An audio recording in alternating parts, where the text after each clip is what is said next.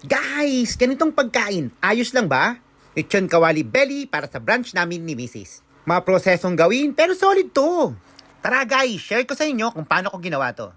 Guys, sa malaking pan, pinakuluan ko lang yung ating pork belly for about 2 to 3 hours. Dahil wala pa kaming pressure cooker, kaya tiyagaan muna to. Lalaga, sinamahan ko lang yan ng asin, pati, pamintang buo, bawang, sibuyas, laurel, at dried oregano. Using tinidor, i-check natin kung malambot na ang karne. Kapag malambot na, hanguin, patuluin, at palamigin for about 3 to 4 hours. Kapag dry na at malamig na ang ating karne, prituhin ito. Make sure na mainit yung mantika. Guys, kung napapansin nyo, gumamit ako ng strainer para hindi direct to the heat. At kapag golden brown na ang kanyang balat, patuluin at palamigin ito. Kapag malamig na, ilagay sa rep at bukas ulit natin piprituhin.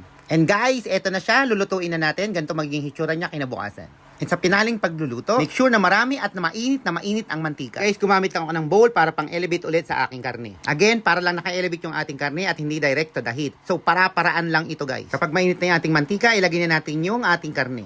Guys, sa aking pagluluto, so sinasandok ko lang po yung mainit na mantika papunta po doon sa balat ng ating belly. Po, ang gusto kong ma-achieve dito is yung crunchy ang balat at malambot at juicy inside. And guys, kapag luto na ang ating pork belly, ganito po magiging tunog nito. Crunchy! And guys, mag-start na tayo mag-plating. And guys, tingnan nyo naman, crunchy outside, juicy-licious inside. Mukhang achieve naman ang pagluluto natin ng lechon belly. At syempre, mas lalong sasarap to pag sasamahan mo ng Mang Tomas. Bekenemen, Mengtimes. And guys, eto na ang aming brunch ni Mrs. ngayon. Mukhang mapapalaban na naman kami nito. Guys, luto na yung lechon kawali natin. Tara, samahan nyo akong tikman to.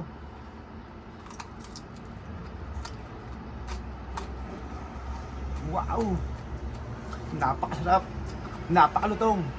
Tara! Kain tayo! Kaya naman, aba, wala nang patumpik-tumpik pa. Tirahin na yan! O, di ba guys? Solid, nakakamay pa kami. O, paano guys? Kakain muna kami. Mukhang mapapalaban talaga kami nito.